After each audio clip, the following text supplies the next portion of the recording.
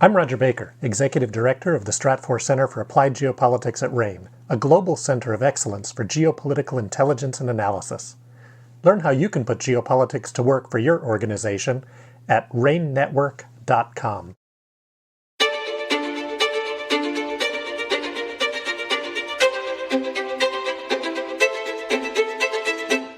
Welcome to RANE's Essential Geopolitics podcast.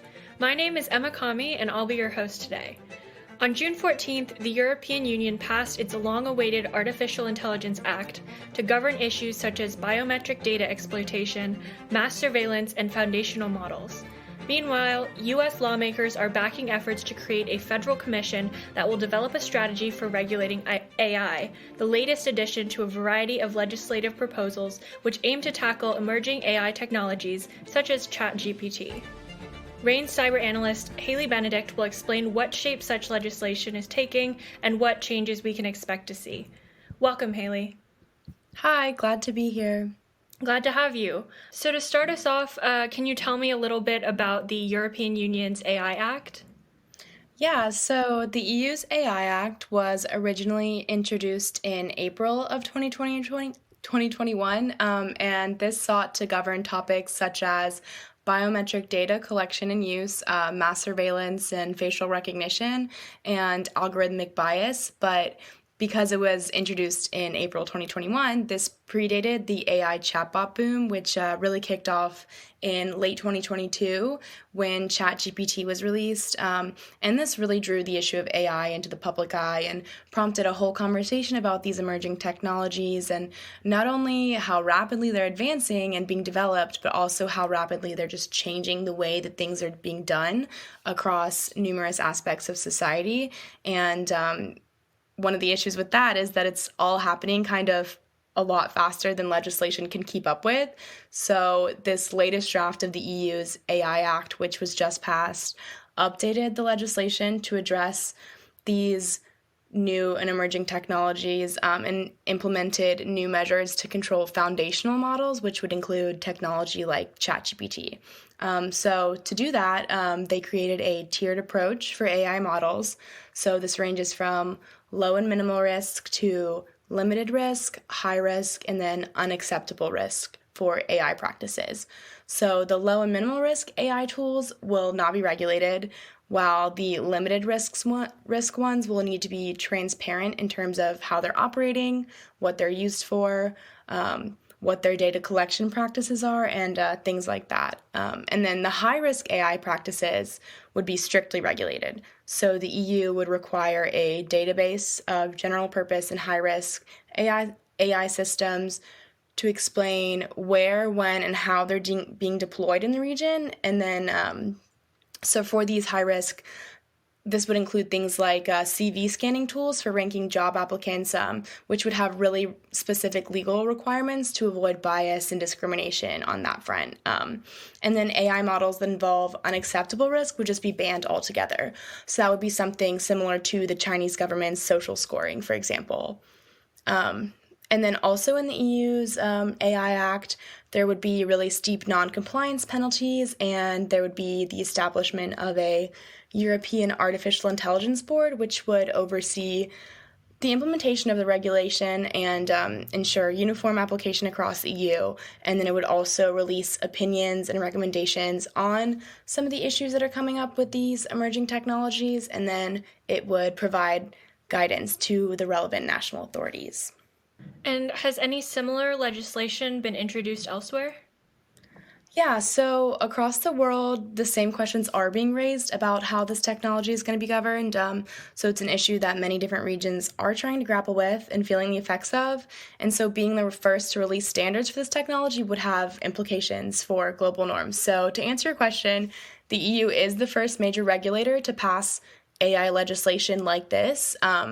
And the hope there is that other countries would follow suit and that the EU would kind of be the global frontrunner for establishing how the technology would be governed, similar to how it hoped to set the global standards and norms with its General Data Protection Regulation, so GDPR in 2018, or the specifically the EU cookie law, which has been kind of adopted across the board. And so that's why you would have to accept or reject cookies every time you visit a website now, because a lot of times it's just easier for providers to implement this measure across the board rather than to divide it up regionally. So they'd have like one version only in EU countries that require permission for cookies, and then another version somewhere else with different rules, and then maybe another version somewhere else that wouldn't have rules at all. It's just better to adopt the highest standard, which is what the EU standard is. So in terms of artificial intelligence, this is kind of what the EU would hope for as well. They want to project these norms and hope to kind of determine and define AI's role in society and figure out to what extent AI is going to have a positive force in individual lives. So there have been some states that have followed suit and introduced similar legislation. So, for example, in Brazil, in September 2021, following that first draft from the EU, they did pass a bill to create a framework for AI, but it does still need to be passed by the Senate, which is currently analyzing that framework. And then Canada, too, has started working on similar regulations. So that would be like its AI and Data Act. But then there are also other countries like the UK that are taking totally different approaches. So for the UK, they don't want to stifle the development opportunities, so they're saying that they're taking more of a pro-innovation approach.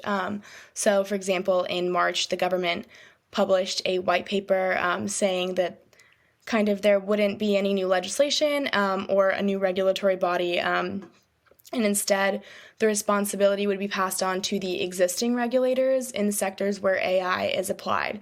So the UK really wants to make sure that there's that room for growth, and it's seeing it as an opportunity that it doesn't want to miss by overregulating. And what about the United States?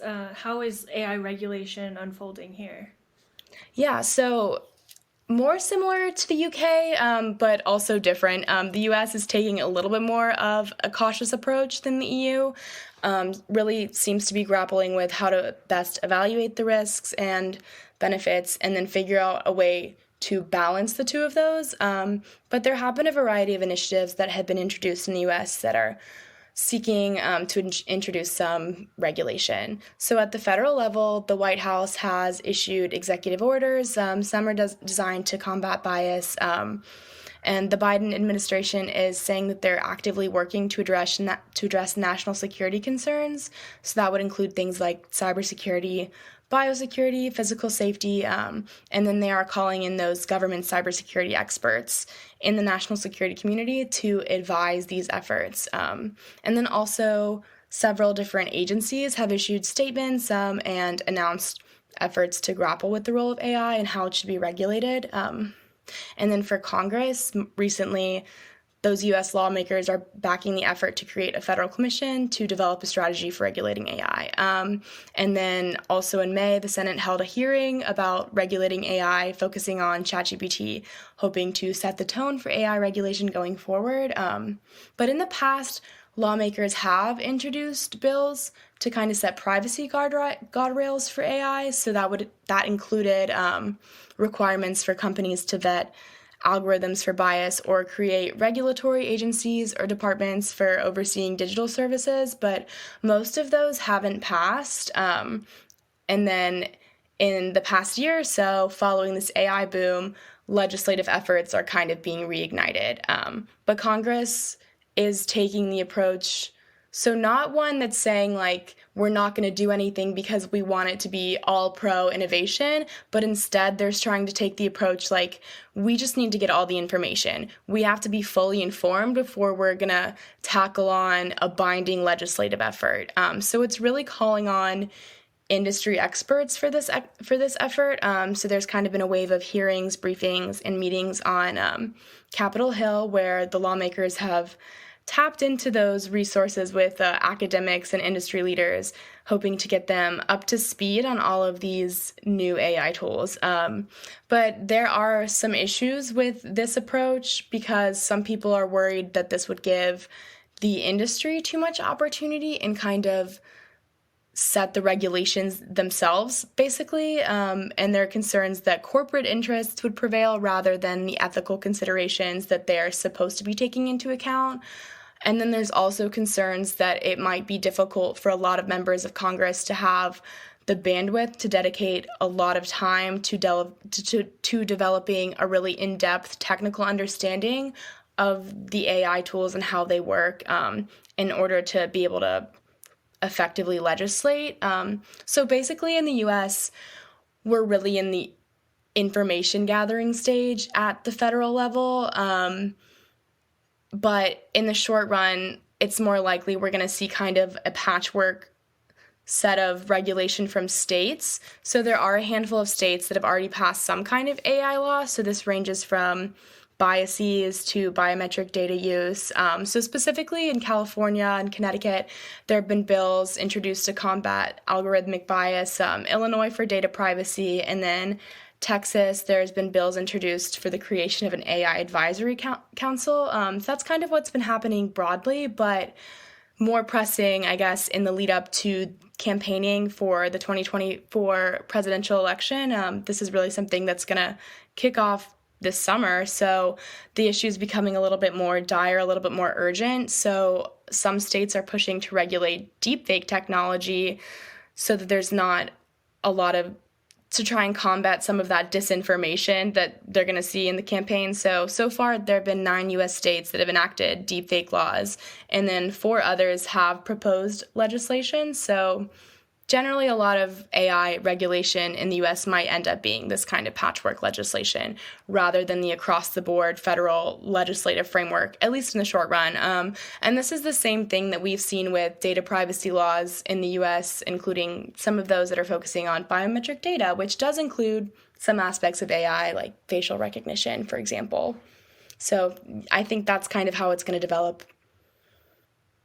Well, thank you, Hayley. This is a super timely and relevant topic, and I'm sure we'll be hearing more on this as AI legislation continues to develop and evolve. You can learn how geopolitical events like this could affect your business with RANE Worldview.